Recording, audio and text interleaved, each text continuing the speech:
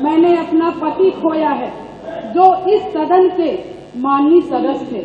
ये बात किसी से छिपी नहीं है। पूरा सदन जानता है कि उनकी हत्या कैसे हुई थी और किन लोगों ने की थी। मैं धन्यवाद देना चाहती हूँ माननीय मुख्यमंत्री जी को, जिन्होंने मेरे छुपे हुए उन आंसुओं को देखने का काम किया जो वर्षों में किसी ने देखने का काम नहीं किया। मेरा दुख, मेरा तकलीफ माननीय मुख्यमंत्री जी ने देखने का काम किया और सही मायने में मुझे न्याय दिलाने का और देने का काम किया। माननीय अधिष्ठाता महोदय जी, मुझ जैसे पता नहीं कितने प्रयागराज में पीड़ित परिवार को माननीय मुख्यमंत्री जी ने ऐसे अपराधियों को दंड दे करके उनको न्याय दिलाने का काम किया है। और कल शायद मेरी प्रयागराज की जनता मुझे सुनेगी तो वो लोग भी माननीय मुख्यमंत्री जी को धन्यवाद देने का काम करेंगे पुनः दोबारा। और माननीय अध्यक्ष जी, मेरे जैसे पता नहीं कितने महिलाओं की सिंदूर को मिटाया गया, पता नहीं कितने माताओं की गोदी सूनी कर दी गई।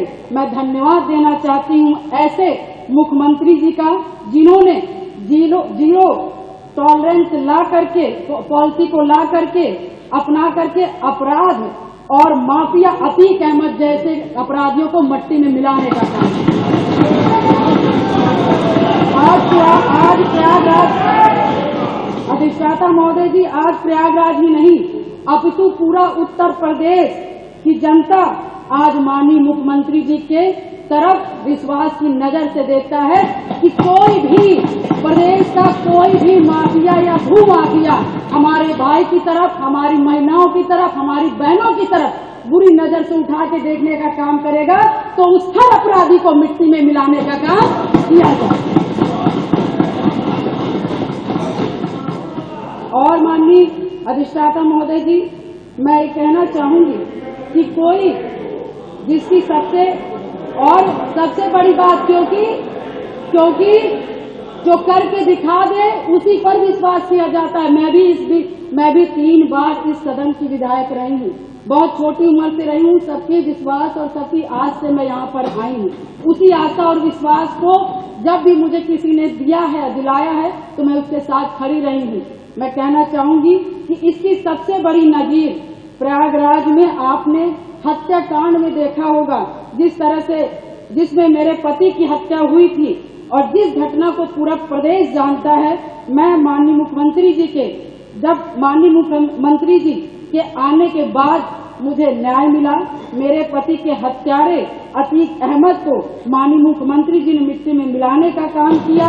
मैं उनके इस जीरो टॉलरेंस पॉलिसी का समर्थन करती हूँ और मुझे लगता है कि इस बात को मैं नहीं कहना चाहती थी, क्योंकि मैंने आज तक चाहे सदन हो, चाहे सड़क हो और चाहे मेरा घर हो, चाहे परिवार हो, मैं विधायक बनी मगर मैंने बहुत ही शालीनता से अपना परिवार, अपना समाज और सदन की मैंने हमेशा गरिमा बनाए रखी।